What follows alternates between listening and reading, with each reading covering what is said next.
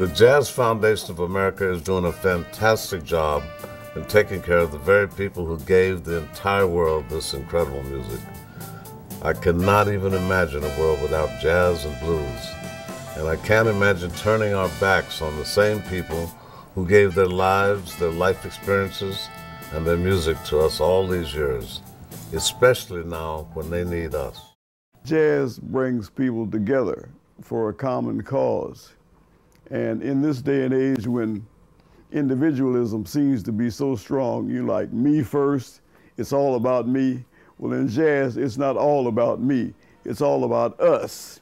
It's just too bad that so many of us who've been out there for years and years struggling, and it has been a struggle, I don't care who it is, if they're in the jazz community, they have struggled. You get to a point where you've been working for yourself all these years, you haven't had a health plan, you don't have a 401k plan, and you get to a point where one day you slow down or you get sick, and then all of a sudden you don't have that safety net that many of the rest of us take for granted.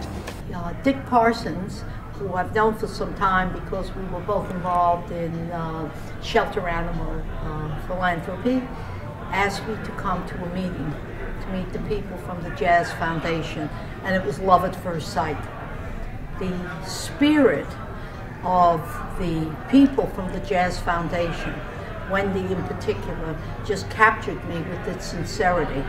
I think it's a fantastic organization. I was here a number of years ago at the comparable event, and I mean, not only are these evenings very special because they gather together a combination of musicians you probably wish to see all your life.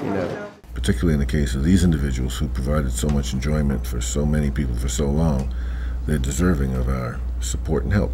But most importantly, it just feels good to be a part of it. Your family lost a lot in Hurricane Katrina, didn't you? Yes. And one of the most important things I would guess for you was losing your trumpet and your cornet and your keyboard. Well, I feel bad because I know I couldn't practice the days that I didn't have my instruments, and I really wanted to play and practice at the same time. I know the folks at the Jazz Foundation of America came through in a big way for you. What'd they do? Well, they gave me this trumpet. Mm-hmm. And it's a pretty special trumpet. They gave me a keyboard. They really helped me out. I was excited. Yeah? Yeah? Shocked. When the Katrina hurricane happened, the first thought we had was, we're the people who've been dealing with jazz and blues musicians' crises for 16 years. How could we not be there for them now? This is the birthplace of jazz. There were people who had wives and children in shelters that they couldn't find because they had been on tour when it happened. So many people told me about how their instruments had been completely destroyed along with their homes, their recordings, original sheet music, memories, collections, things that could never be replaced. You wake up one day, your home is gone, everything's gone, you're in a new state or a new city, paying a new rent and having to keep up your mortgage on the old house that is no longer livable. We've been able to stave off foreclosures.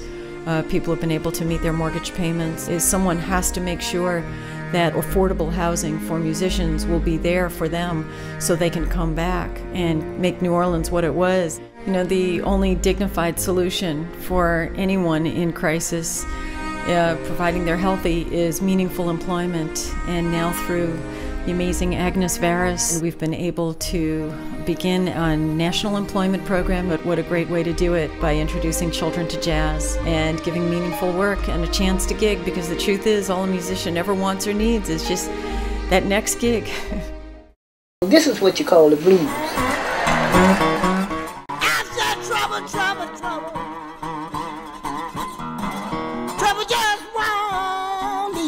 I worked hard. I sure did. I picked up cans out the alley off the street. I picked up copper, pewter, aluminum, and you name it, whatever I could sell. Oh yeah. Yes, I was crying. Look at it. I was crying. I've been in this house ever since 98, 24/7. Oh, by myself.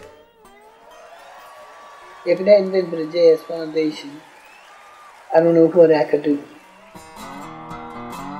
Honey, I was crying day and night. Yeah, you know I had a talk with God. And He made everything all right. Yes, He did. I said, trouble, trouble, trouble. Trouble just won't leave me alone.